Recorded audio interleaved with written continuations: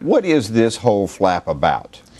Well, my favorite part of this report and of the charges that the Democrats are making is that the Feith office in the Defense Department produced intelligence estimates that were, quote, inconsistent, unquote, with the intelligence community consensus at the time.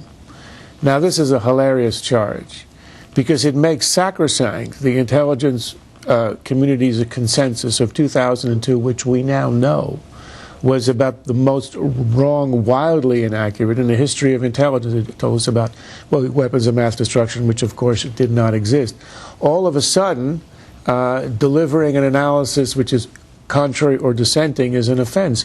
After all, did not the 9/11 Commission advocate a complete reorganization of the intelligence agencies as a way to avoid the groupthink that had produced these inaccurate consensus of the intelligence community? So attacking a person who produces a dissenting opinion and view, I think, is the height of hypocrisy. Well, except that, look, the intelligence consensus was wrong on the worst case side, right? They said that there was weapons of mass destruction. There were no weapons of mass destruction. Feith's analyses were even worse case in almost every case.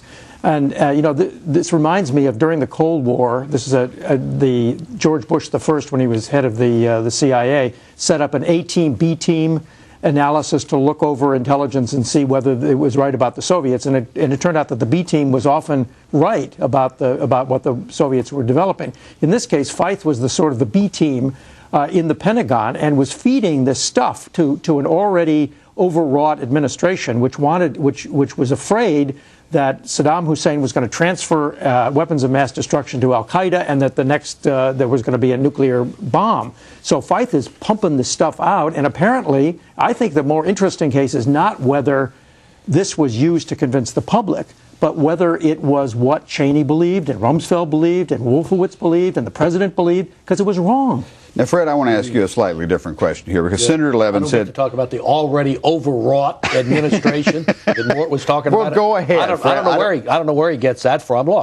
Look, I think one thing we learned, as Charles was saying, after the wrong intelligence in the intelligence community's consensus, is that we need alternative lines of information coming in. That doesn't mean they have to be right, but they can. But they certainly need to be heard.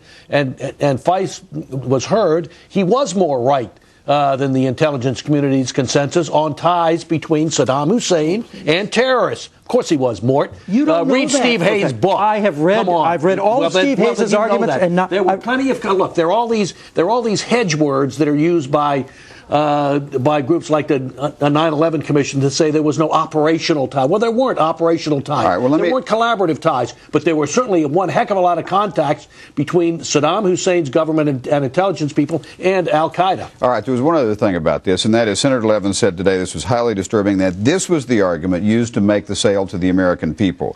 But Senator Rockefeller, at the time of the debate, made a very different point. Let's listen to what he had to say.